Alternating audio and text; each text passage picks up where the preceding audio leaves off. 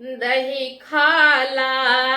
दही खाला तिल कहरू साले तब जइहा दही खाला दही खाला तिल कहरू साले तब जइहा दही खाला हमरे दहिया के कीमत चुकई बाकी नाय हमरे दहिया के कीमत चुकई बाकी नाय आपन बहिनिया पठई बाकी ना हमरे भैया के जोड़वा लगई बाकी नाय हमरे भैया के जोड़वा लगई बाकी नाय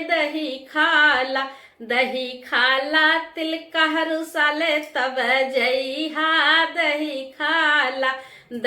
खाला तिल कहरू साले तब जइहा दही खाला हमरे दहिया के कीमत चुकई बाकी नाय हमरे दहिया के कीमत चुकई बाकी नाय आपन बुआ पठई बाकी ना हमरे फूफा के जोड़वा लगई बाकी नाय हमरे फूफा के जोड़वा लगई बाकी नाय दही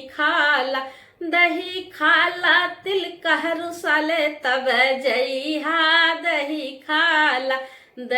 खाला तिल कहरू साले तब जइहा दही खाला हमरे दहिया के कीमत चुकई बाकी नाय हमरे दहिया के कीमत चुकई बाकी नाय आपन चाची पठई बाकी ना हमरे चाचा के जोड़वा लगई बाकी नाय हमरे चाचा के जोड़वा लगई बाकी नाय